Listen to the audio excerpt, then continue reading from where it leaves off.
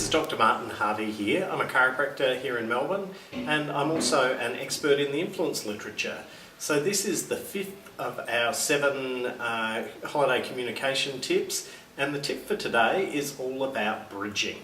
So bridging is a strategy that comes from the influence literature, and it's a really useful strategy where you either know that the person that you're talking to has a very different view of the world than the one that you do, and you want to explain your view of the world without making them wrong, or if you're unsure of their view of the world and you want to explain kind of where your view of the world fits in. So in a chiropractic context, if we look at the different levels of awareness about health, we might look at one level of health consciousness being a symptomatic level of health consciousness. And this is the people that we interact with who they think that everything about health is about how you feel.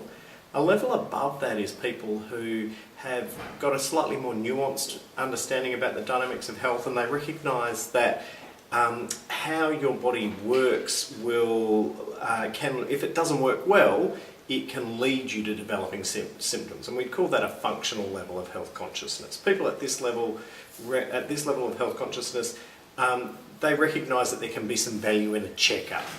A level above that would be what I would describe as a lifestyle level of health consciousness, and that's where people become aware that how your body works influences everything you do in life, including the things that you love to do, the things that you have to do, or the things that you see as your role to do. Now, the challenge can be that most of us as chiropractors are excited about that higher level of awareness, that the contribution that we can give to people in living healthier, happier, more active lives and unfolding their genetic potential.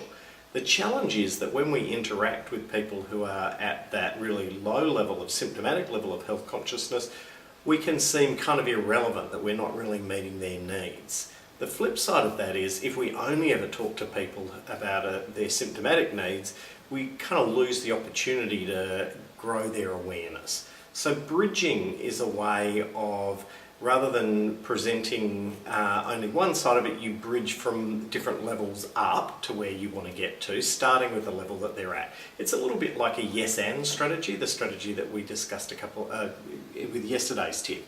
So bridging, the way it would work is if I was going to explain chiropractic care to somebody that I suspected might be at a symptomatic level of health consciousness, then I might say something like, so some of the people we take care of are people who have back pain, neck pain, headaches, or other symptoms like that, and chiropractic's fantastic at helping those sort of people get back on track and feel good without drugs or surgery.